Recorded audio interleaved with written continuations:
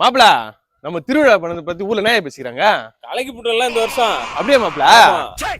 ஆமா கிழிச்சிங்க. யோ ஃபர்ஸ்ட் திருவிழா கணக்கு காட்டுங்கய்யா. என்னமாமா கணக்குலாம் கேக்குறாங்க? ஒண்ணும் புரியல. ஏய் என்னடா புதுசா கணக்கெல்லாம் கேக்குறீங்க? நாங்க சொல்றதா கணக்கு. எழ விட்டுக்க வந்து கேள்றாங்க. ஏய் என்ன கேக்குறது?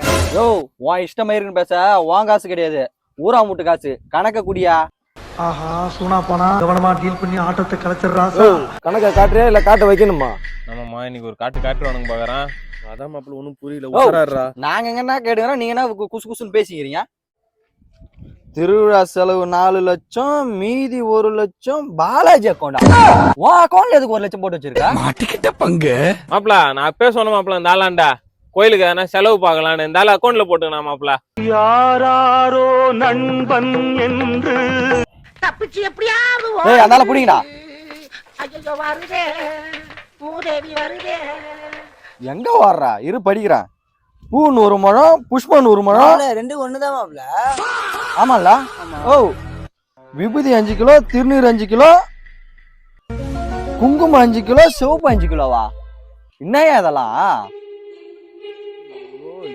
ஏ டு பில 3 பேருக்கு 3 வேளை சாப்பாடு. அது வேறையா நீங்க? இதெல்லாம் ஒரு கணக்கா? இதே மாதிரி தான் ஊரை ஏமாத்தின்னு இருக்கீங்க. மாப்பிள இவனுங்களுக்கு இதே வேலைடா. இவனை இழுத்து போட்டாடுறா. நீ எங்க பாத்துக்கிற? அவனையும் விழுடா.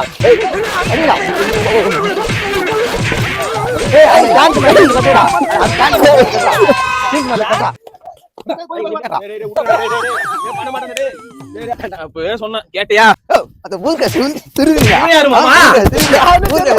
இதுக்கப்புறம் திருவிழா பண்றேன்னு சொல்லிட்டு 2 பேரும் கோயில் பக்கம் வந்தீங்க. ஏய் வாங்கடா போலாம். நோட்டு வாங்கிட்டே இருக்கட்டும், அடுத்த வருஷம் நாங்க பாத்துக்கிறோம். அடி பாலம் பாக்குறேன். ஐயோ மாப்பிள பிரிச்சுட்டானுங்கடா. இதுக்கப்புறம் கோயில் பக்கம் போவா மாப்பிள. அடுத்த வருஷம் வீட்டுக்கு 2000 ரூபாய் வசூல் பண்ணி திருவிழாவை சிறப்பா பண்ற மாப்பிள.